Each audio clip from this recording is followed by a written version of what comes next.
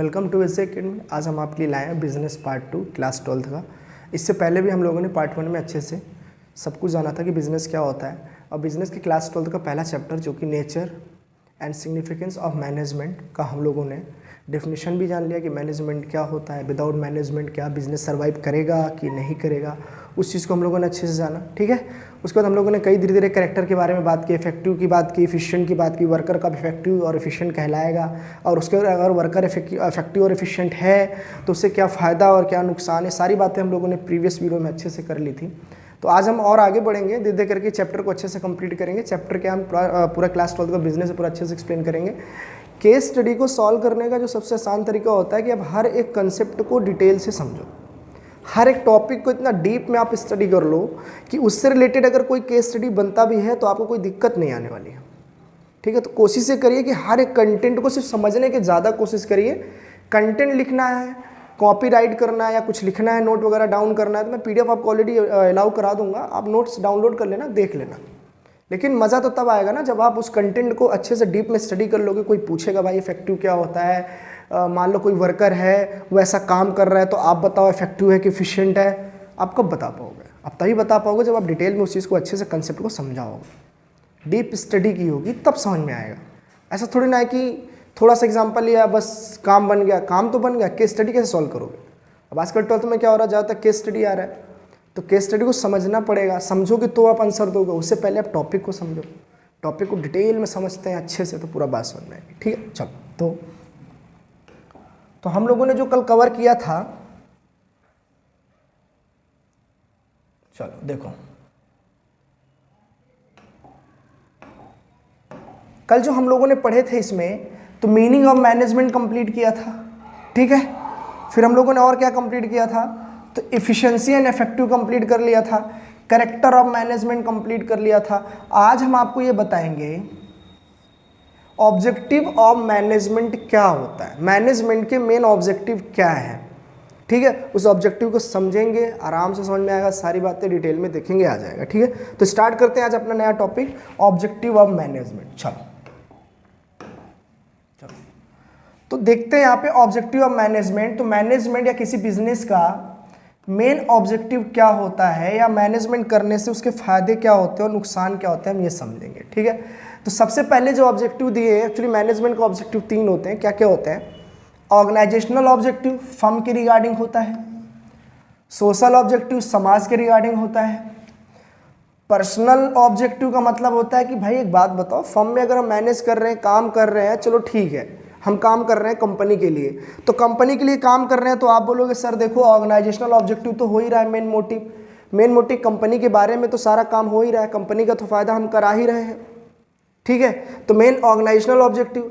Social objective मतलब business कोई ऐसा काम करे जिससे सोशल में रहने वाले लोगों को फायदा मिले, जैसे एम्प्लॉयमेंट, नौकरी वगैरह मिल जाए। ठीक है, बेस्ट प्राइस पर उनको प्रोडक्ट मिल जाए, सेफ गुड्स मिल जाए, ताकि वो अपने पास क्या हो जाए, ताकि अपने स्टैंडर्ड लाइफ को अच्छे से बढ़ा सके। कंपनी तो है जो आसपास के लोगों को रहने को सुविधा देती है, उनको गुड्स एंड सर्विसेज प्रोवाइड करती है, ताकि वो उस चीज़ को क्या करें, कंज्यूम करें और आगे बढ़ें। ठीक है, तो बिजनेस भी कंज्यूमर पे डिपेंड होता है। ठीक है, पर्सनल ग्रोथ का मतलब क्या होता है, जिंदगी भर आप कंपनी में काम करते हो, उससे आपका भी तो कुछ फायदा होना चाहिए ना।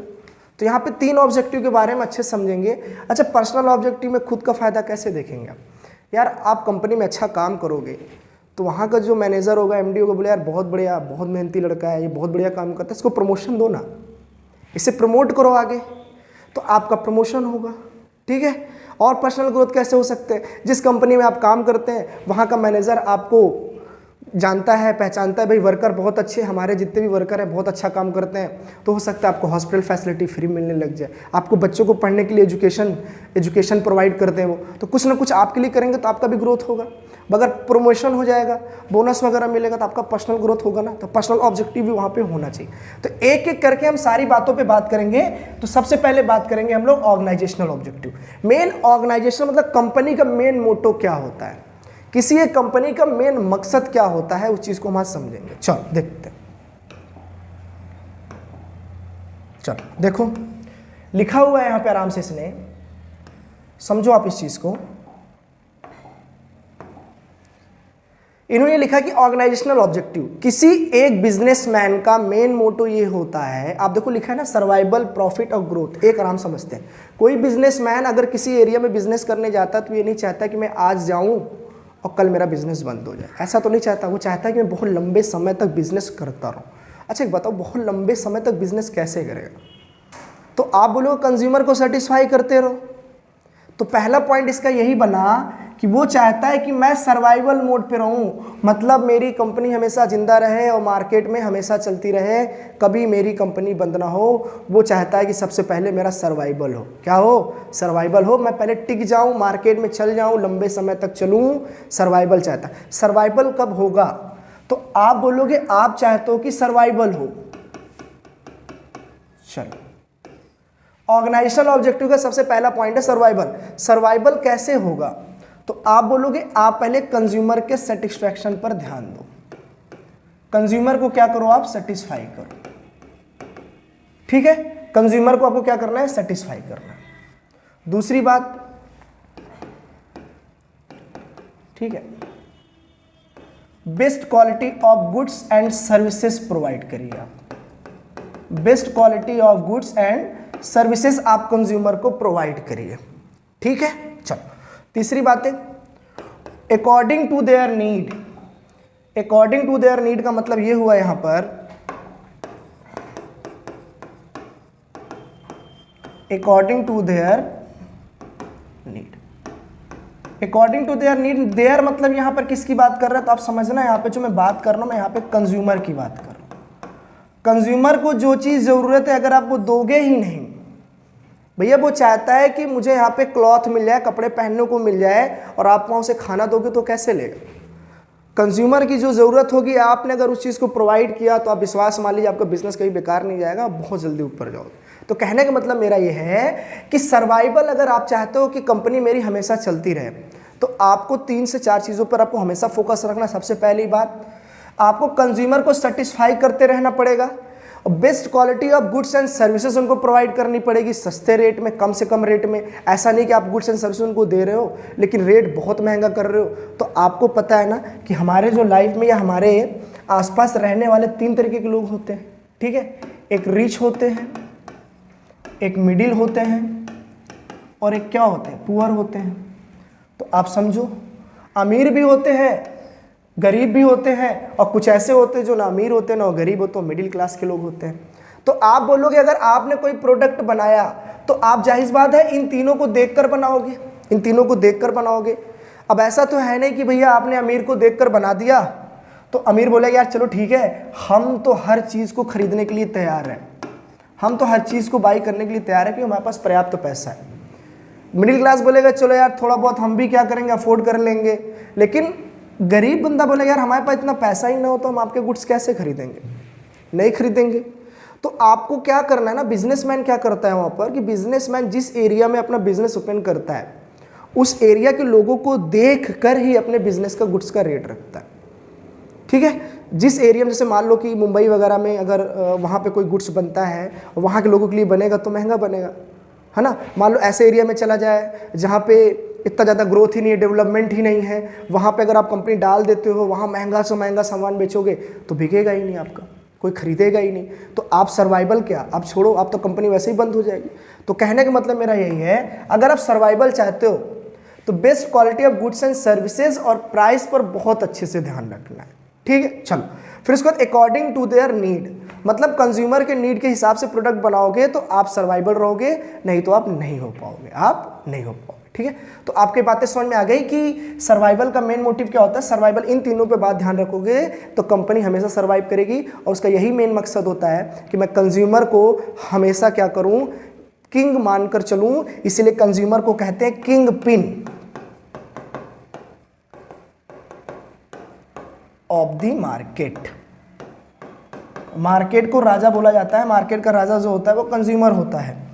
ठीक है, ठीक है, कंज्यूमर ने जिस प्रोडक्ट को यूज़ कर लिया वो कंपनी अपने आप क्या हो जाएगी, अमीर बन जाएगी, उसके प्रॉफिट मार्जिन बढ़ने लग जाएंगे। ठीक है, चलो तो सर्वाइवल आपको समझ में आ गया होगा। अब देखते हैं प्रॉफिट पर। चलो देखो, कंपनी चाहती, कंपनी का मेन मोटिव ये होता है कि भैया ऐसा है सर्वाइवल तो हम हो गए, कंज्यूमर के नीड को उनको सेटिस्फाई कर दिया, बेस्ट क्वालिटी पर चीप प्राइस पर उनको प्रोडक्ट दे दिया सस्ते दाम पर, ठीक है। तो वो चाहता है अगर हम सर्वाइवल कर ही रहे हैं तो अब यार थोड़ा सा प्रॉफिट भी तो देखते हैं। अगर कंपनी प्रॉफिट नहीं अर्न करेगी, कंपनी यानी कि बिजनेस का मेन मोटो ही क्या होता है, हर बिजनेसमैन की बात नहीं कर रहा हूं, जो फाइनेंशियली कमाना चाहते हो, जो चाहते हैं कि मेरा बिजनेस स्टार्ट हो और मैं चाहता हूं कि प्रॉफिट कमाऊं, तो हर बिजनेस का मेन मकसद होता है प्रॉफिट मैक्सिमाइजेशन, ठीक है। चलो प्रॉफिट मैक्सिमाइजेशन, वो चाहता है कि मेरे को प्रॉफिट हो। फर्म का दूसरा ऑब्जेक्टिव ये है कि मेरा प्रॉफिट हो। तो प्रॉफिट करेगा कब करेगा, तो मैंने बोला ना, कंज्यूमर पे आप ध्यान दोगे, अपना सर्वाइवल बढ़ाओगे, ठीक है। तो प्रॉफिट अगर ज़्यादा से ज़्यादा आपको कमाना है तो पहली बात, ज़्यादा से ज़्यादा अगर प्रॉफिट कमाना है तो ज़्यादा से ज़्यादा आपको एरिया कवर करने पड़ेंगे। आप एरिया को कवर करिए, क्या करिए, एरिया को कवर करिए। आप चाहते हो कि आपकी फर्म क्या करे, प्रॉफिट जनरेट करे, तो आपके कंपनी का जो मैनेजमेंट हो वो क्या होना चाहिए, अच्छा होना चाहिए। और मैनेजमेंट अच्छा तभी होगा जब आपका वहाँ का कोऑर्डिनेशन अच्छा होगा। क्या अच्छा होगा, कोऑर्डिनेशन। भैया किसी कंपनी का कोऑर्डिनेशन बहुत बढ़िया है, परचेज मैनेजर, सेल्स मैनेजर आपस में मिलकर रहते हैं, कंपनी का प्रत्येक बंदे आपस में मिलकर रहते हैं, कोऑर्डिनेट करके चलते हैं, एक दूसरे का सहयोग करते हैं, तो वहाँ का मैनेजमेंट अच्छा होगा, तो वहाँ प्रॉफिट होने में कोई रोक नहीं सकता है। क्या नहीं हो सकता है, रोक नहीं सकता। और जैसे ही मान लो कि आपके बिजनेस का दूसरा मोटो पूरा हो गया, भैया ऐसा है, मैं प्रॉफिट भी जनरेट करने लग गए, हमारा सेल्स डिपार्टमेंट, परचेज डिपार्टमेंट बहुत बढ़िया काम कर रहा है, हमारे प्रोडक्ट बहुत बढ़िया बिक रहे हैं, हम कंज्यूमर के अकॉर्डिंग बेच रहे हैं, तो हमें प्रॉफिट जनरेट हो रहा होगा। प्रॉफिट कैसे जनरेट होगा, तो आप बोलोगे किसी एक कंज्यूमर को, किसी एक बिजनेसमैन को एक गुड्स बनाने में अगर लगता है 10 रुपए, 10 रुपए एक्चुअली उसकी क्या है, कॉस्ट प्राइस है। अब कॉस्ट प्राइस क्या होता है, तो आप लोग इस कॉस्ट प्राइस में उसके रॉ मटेरियल का भी प्राइस, लेबर चार्ज भी, हर चार्ज जुड़ा हुआ है। तो वो बोलेगा यार इतना मैंने मेहनत किया है, मैंने इतना समय बेकार किया है, तो वो चाहेगा कंज्यूमर को गुड्स बेचूंगा तो कुछ ना कुछ तो मैं जनरेट करूंगा, तो वो उस पर क्या करेगा, 2 रुपये बढ़ाकर उसे कितने रुपए में बेच देगा, 12 रुपये में बेच देगा। तो ये 2 रुपये जो होता है वो हमेशा क्या होता है, उसका प्रॉफिट होता है, प्रॉफिट होता है। वो क्या होता है, प्रॉफिट। आप भी किसी के लिए काम करते हो तो आप चाहते हो कि मेरे को इनकम जनरेट हो, तो बिजनेसमैन भी अगर काम करता है तो चाहता है मेरा भी थोड़ा सा प्रॉफिट हो, लेबर चार्ज की मदद कर रहा हूँ, मैं अपना फर्म डाला हूँ, ठीक है, सब कॉस्ट जोड़ा, 10 रुपये बैठा, तो 2 रुपये ज़्यादा बढ़ाकर बेचेगा, उसको बोलते हैं 2 रुपये उसका क्या है, प्रॉफिट है। ऐसे ऐसे करके प्रॉफिट वो जनरेट करेगा, तो एडिशनल पैसे आते जाएगा, और इन्वेस्ट करेगा, और आगे बढ़ता चला जाएगा। तो ज़्यादा से ज़्यादा एरिया कवर करेगा तो ज़्यादा से ज़्यादा उसका प्रॉफिट होगा।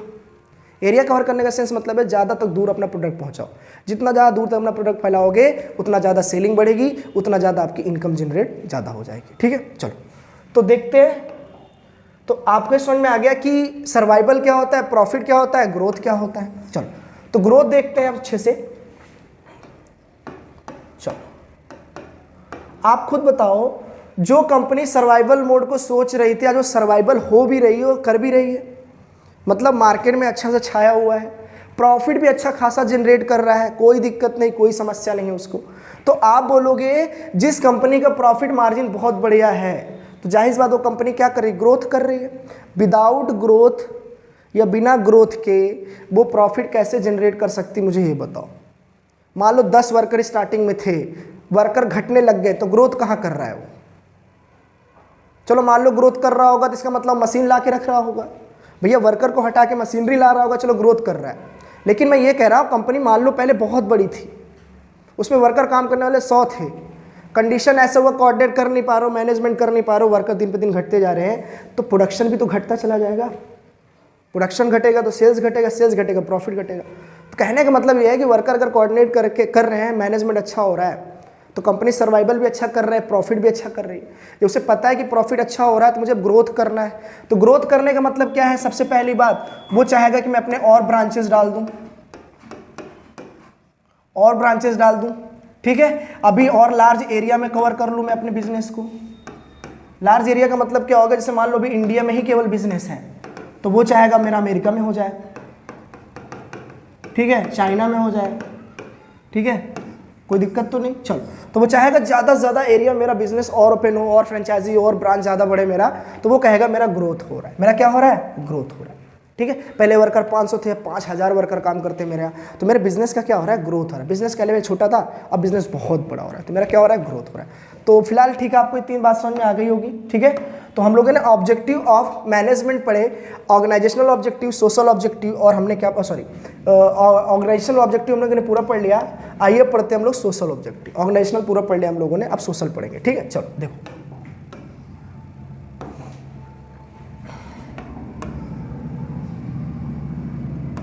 चलो समझते हैं सोशल ऑब्जेक्टिव क्या होता है। थोड़ा पढ़ के देखो, फिर आपको अच्छे समझ में आ जाएगा। जैसे social objective is to provide some benefit to society like applying environmental friendly practice in the production process and giving employment to क्या लिखा है, disadvantage section of society etcetera. Example TISCO, ITC, Asian Paint वगैरह। ऐसे ये क्या है, क्या समझाना चाह रहा है, तो मैं आपको अच्छे से समझाता हूँ। चलो देखो,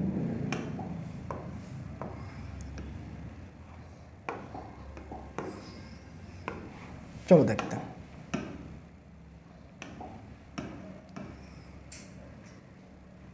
चलो देखो, समझोगे तो आराम से आ जाएगा, बहुत हार्ड नहीं है। चलो, सोशल ऑब्जेक्टिव का मेन मोटिव ये होता है भाई कि बिजनेसमैन अगर कोई बिजनेस ओपन कर रहा है तो वो उसका मेन मोटिव ना ऑर्गेनाइजेशनल ऑब्जेक्टिव के साथ साथ सोशल ऑब्जेक्टिव भी होना चाहिए। जैसे ऐसा नहीं कि उस सोसाइटी में जाके आप बिजनेस ओपन कर रहे हो, फिर वहाँ से स्मोक वगैरह बहुत ज़्यादा निकल रहा है, वहाँ के आसपास रहने वाले लोगों को बहुत दिक्कत है, तो गलत बात है।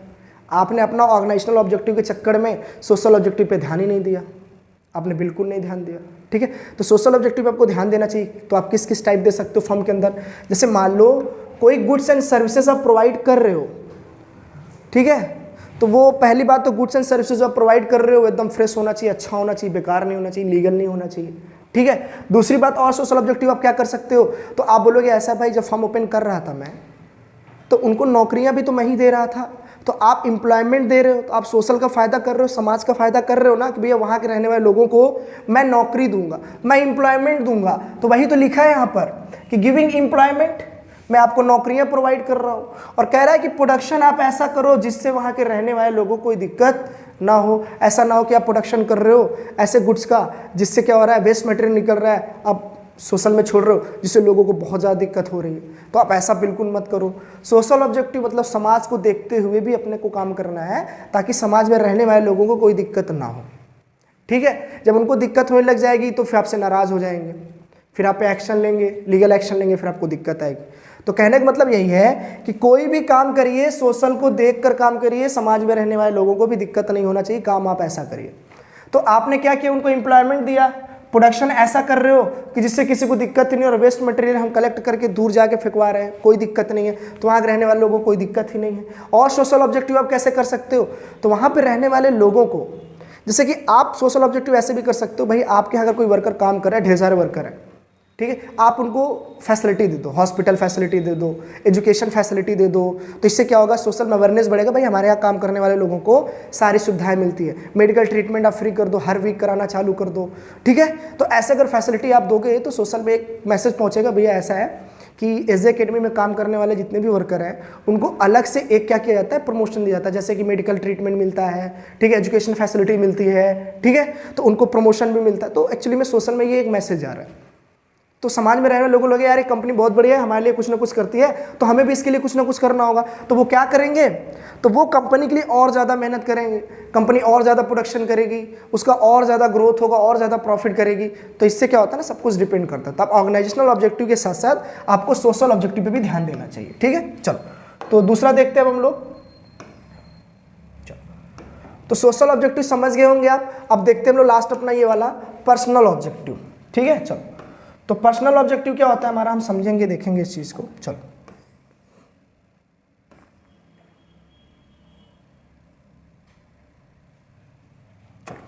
पर्सनल ऑब्जेक्टिव का मतलब क्या होता है कि भाई अगर कोई इंसान आपके यहाँ कंपनी में काम करता है, कोई वर्कर, तो वो चाहता है यार कि सारी मेहनत तो हम कर रहे हैं कंपनी के लिए, अगर कंपनी हमारे लिए भी अगर ना सोचे तो फिर उस कंपनी के लिए हम क्यों सोचें।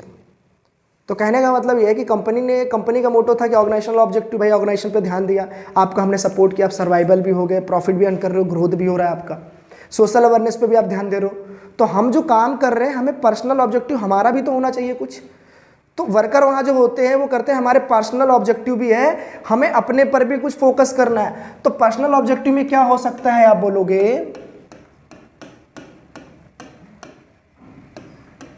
चलो पर्सनल ऑब्जेक्टिव में क्या हो सकता है, तो भाई बोलेगा कि ऐसा है हमारा प्रमोशन होना चाहिए। अगर किसी व्यक्ति का प्रमोशन हो जाएगा तो बोलेगा यार हमारा तो खुद यार ग्रोथ हो रहा है, हमारा खुद ग्रोथ हो रहा है, हम पहले क्या थे, वर्कर थे, आज हमें मैनेजर बना दिया गया, हमारा प्रमोशन हुआ, हम बहुत खुश हुए, हम बहुत खुश हुए, हमारा पर्सनल ग्रोथ हो गया, हमारे पर ध्यान दिया जा रहा है। ठीक है, चलो दूसरी बात, अगर उसे मेडिकल ट्रीटमेंट मिलता रहा,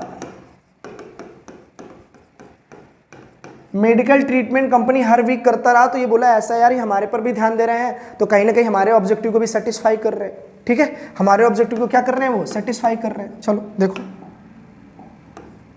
हमारे ऑब्जेक्टिव को भी ये सेटिस्फाई कर रहे हैं। तो फोकस ये करना है, आपको यहाँ पे समझना है कि पर्सनल ऑब्जेक्टिव का मतलब क्या होता है कि वर्कर के भी कुछ मोटो होते हैं, अगर वो उस चीज़ पर या उस चीज़ को मिलता रहा, वो कंपनी के लिए हमेशा काम करता रहेगा और कंपनी के प्रोडक्शन को बढ़ाता रहेगा, उसमें कोई दिक्कत नहीं आएगी। ठीक है ना, तो वही मैं कहना चाह रहा हूँ। पर्सनल ऑब्जेक्टिव क्या होता है, देखो थोड़ा सा पढ़ो यहाँ पे।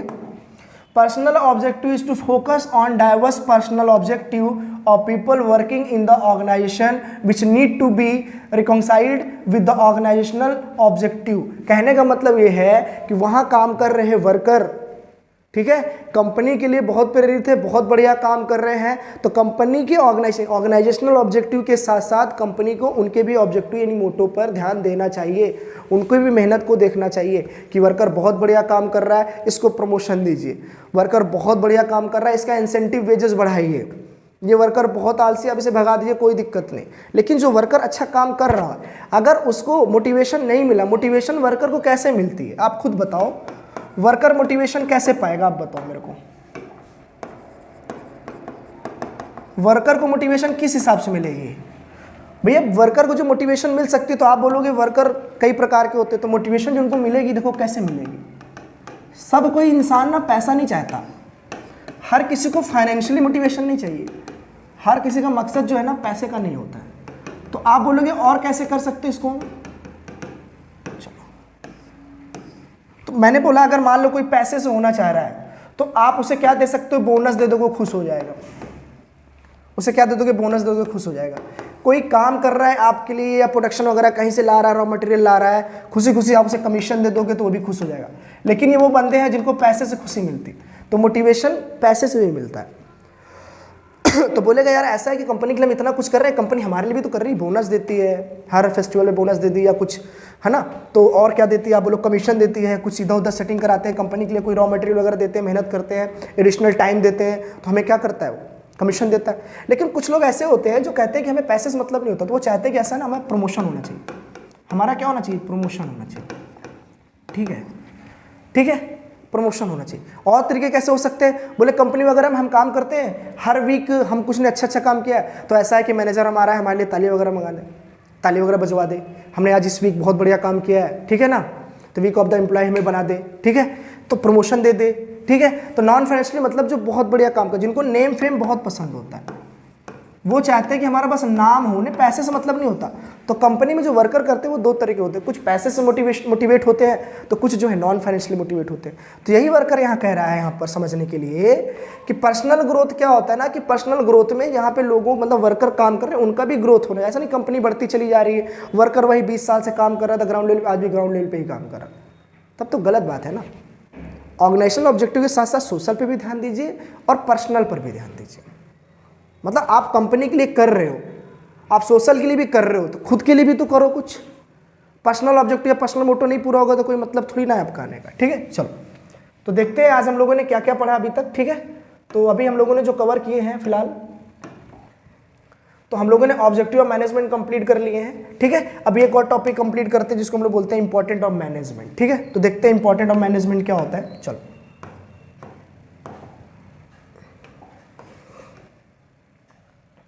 मैनेजमेंट करने के क्या फायदे हैं हमारे, हम इस चीज़ को अच्छे से देखेंगे, समझ में आएगा, बहुत ज़्यादा हार्ड नहीं, आराम समझ में आ जाएगा। चलो देखते हैं। तो आप बोलो इंपॉर्टेंट ऑफ मैनेजमेंट, कैरेक्टर पढ़ चुके थे, यानी फीचर्स ऑफ मैनेजमेंट हम पढ़ चुके थे, ऑब्जेक्टिव ऑफ मैनेजमेंट पढ़ लिए, अचीविंग ग्रुप गोल, मैनेजमेंट अगर आप करते हैं, आप चाहते हो कि हमारा काम हर एक स्टेप बाय स्टेप सिस्टमैटिक तरीके से हो। काम अगर हमारा सिस्टमैटिक तरीके से हो रहा है, सिस्टमैटिक तरीके से हो रहा है, तो आपको अगर एक बात बताओ, मैनेजमेंट तो एक प्रोसेस है।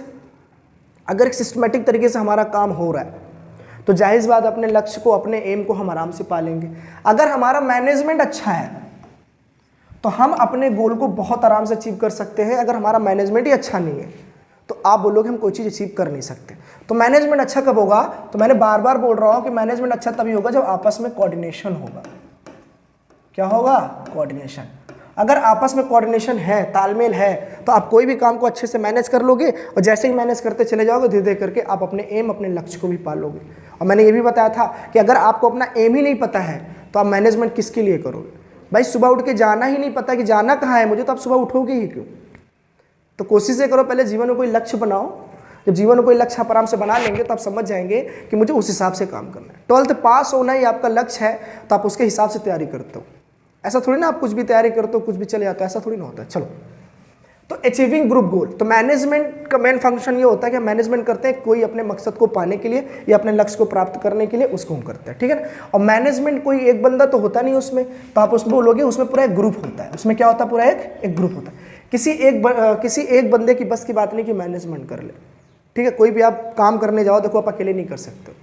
खाना पीना छोड़कर सोना, बाकी जीवन में कोई भी काम करेंगे तो बिना दूसरे के सहयोग के नहीं हो सकता, ठीक है। चलो, इंक्रीज इफिशिएंसी, तो आप बोलोगे हर एक काम सिस्टमैटिक तरीके से अगर हो रहा है, मान के चलो कोई वर्कर है, इसे मैंने बोला कि आपको ये टास्क पूरा करना है। क्या टास्क पूरा करना है? तो आप बोलोगे मैंने कहा 20 करोड़ का टर्नओवर इस साल मुझे चाहिए। तो ये बंदा बोलेगा यार हमको कुछ पता नहीं कैसे करना है, हमें कुछ पता नहीं हम क्या काम करेंगे। तो क्या करेगा ना, इसका मैनेजर आएगा। इसका मैनेजर आएगा जो इसका जो हेड होगा, इसको बोलेगा कि देखो ये काम जो है ना आपको ऐसे करना है। वो उनको समझाएगा कि काम को आपको ऐसे ऐसे करना है। तो कहने का मतलब है इस हेड ने इससे क्या किया? कोऑर्डिनेट किया ना, कोऑर्डिनेट किया। और इसने भी क्या किया ना, इनकी बातों को सुना। ऐसा तो है नहीं अरे चलो रहने दो तुम्हारी बात हमने सुनी, तुम किस बात के मैनेजर हो, ऐसा थोड़ा ना बोलेगा वो। तो कहने का मतलब है हेड ने इससे कोऑर्डिनेट किया और इसने भी इससे कोऑर्डिनेट किया, तो दोनों ने आपस में तालमेल बनी, दोनों ने आपस में बात की। जब बात की उसके बाद इस मैनेजर जो वर्कर था, उस वर्कर ने अपना काम क्या कर दिया? स्टार्ट कर दिया, ठीक है। और ये स्टार्ट करने के साथ साथ ये लोगों के साथ कोऑर्डिनेट भी कर रहा है। क्या कर रहा है? कोऑर्डिनेट कर रहा है। तो आप खुद बताओ, इसे जहां कोई दिक्कत आएगी क्या ये अपने हेड से या अपने कलीग से वो बातों को नहीं पूछ लेगा? आराम से पूछ लेगा।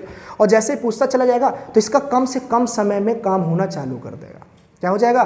चालू कर देगा। फ्रस्ट्रेट भी नहीं होगा, इरिटेट भी नहीं होगा, काम को बहुत आराम से करेगा। तो काम जो करेगा वो कैसे करेगा? इफेक्टिव और इफिशिएंट दोनों करेगा। तो इसका जो काम होने वाला है यहाँ पर, उसका जो काम होगा वो इफेक्टिव भी होगा और क्या होगा? इफिशिएंट। तो इफेक्टिव इफिशिएंट कैसे हो गया? तो आप बोलोगे हेल्प लेता जाएगा तो कम से कम समय में हो जाएगा।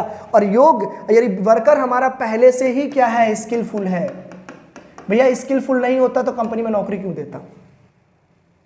समय तो वो अपने लोगों से, कलीग से, अपने हेड से पूछ कर एक्सपीरियंस ले लेकर काम कर सकता है, लेकिन कंपनी में काम नौकरी तभी मिलेगी जो स्किलफुल रहा होगा। और नहीं भी रहा होगा तो उसको ट्रेनिंग दिलाकर एक्सपर्ट बनाया जाएगा, ठीक है। तो समय तो तभी बचा पाएगा जब लोगों से कोऑर्डिनेट करेगा, तालमेल बनाएगा, तभी तो वो क्या कर पाएगा? समय बचा पाएगा। ऐसे तो समय नहीं बचा पाएगा वो, ठीक है। तो आप यहाँ आराम से बोल सकते हो यहाँ पे ये बात कि इंक्रीज इफिशिएंसी, मैनेजमेंट किसी कंपनी का अच्छा है तो वर्कर की इफिशिएंसी के साथ साथ इफेक्टिव भी बढ़ता है, ठीक है।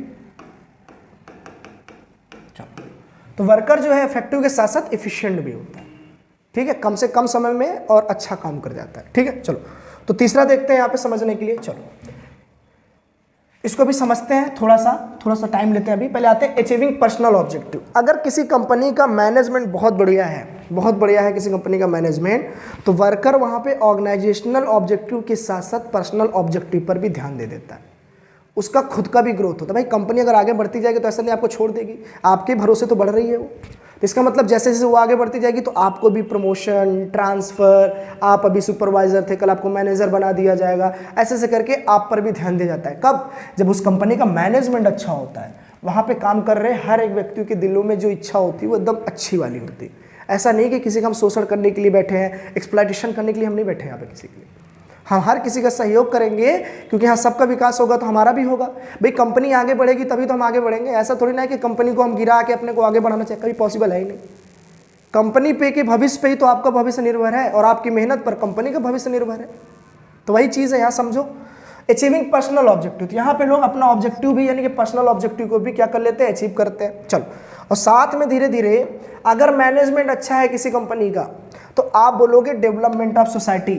उस समाज में जिस एरिया में बिजनेस ओपन होता है वहाँ के आसपास का एरिया ऑटोमेटिक क्या हो जाता है, डेवलप्ड हो जाता है।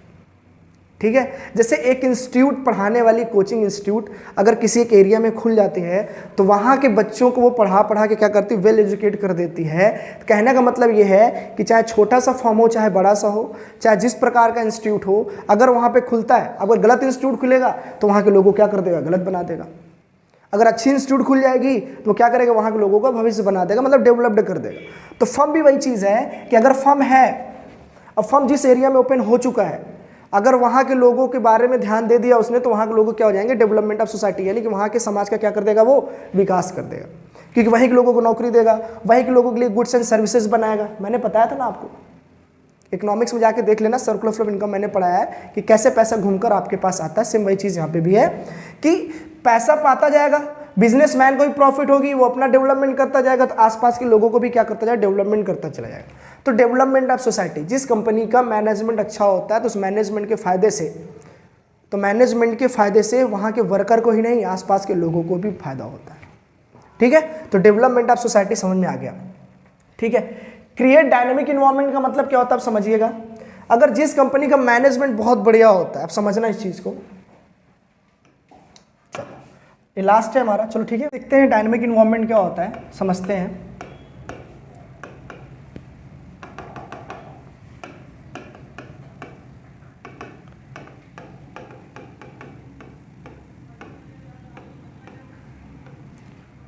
डायनेमिक इन्वायरमेंट का मतलब ये हो गया, यहाँ पे आप समझने की कोशिश करो। डायनेमिक मतलब होता है चेंज। जैसे आप किसी कंपनी में काम कर रहे हो, एक नॉर्मल बेसिक एग्जांपल लेते हैं। जैसे आप मान लो कहीं घूमने का प्लान बनाए थे, बहुत अच्छा मौसम है, हवाएं बहुत बढ़िया चल रही, तो आपको लग रहा है यार दोस्तों के साथ चलते हैं, बाइक से घूम कर आते हैं। तो आप बाइक निकाला, आप चल दिए।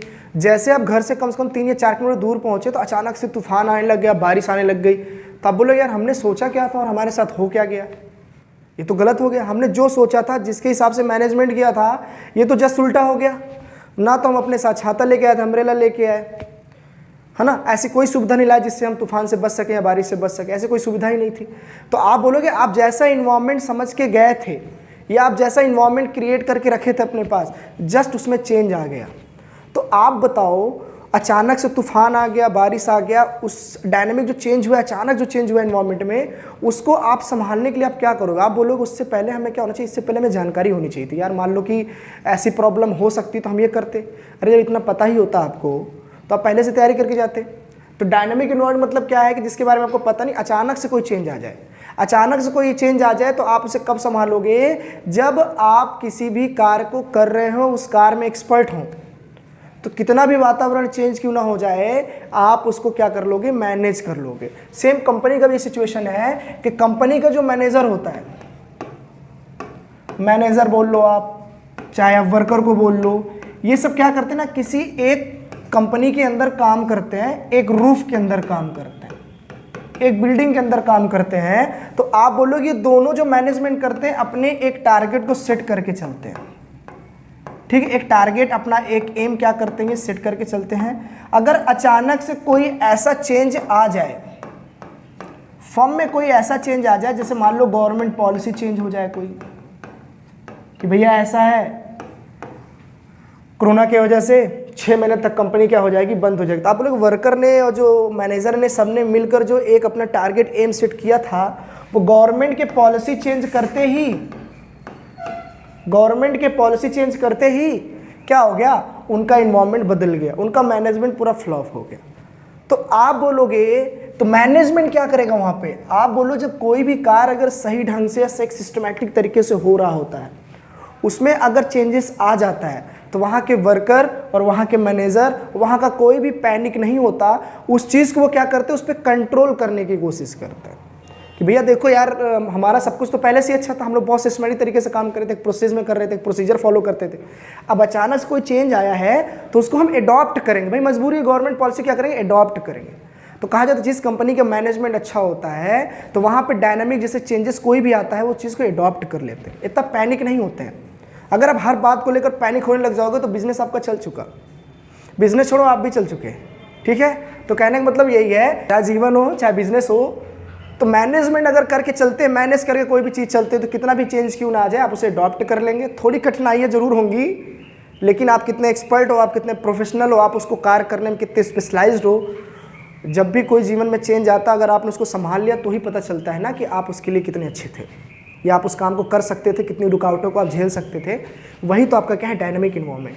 तो इन्वायरमेंट हो चाहे बिजनेस हो, हर चीज़ में चेंज आता है, उसको आपको संभालना होगा, ठीक है। तो आप समझ गए होंगे डायनामिक इन्वायरमेंट मतलब होता है कि जिस वातावरण में काम कर रहे हो अचानक से वो वातावरण ही बदल जाए, समझ रहे हो, तो उसको आपको झेलना है।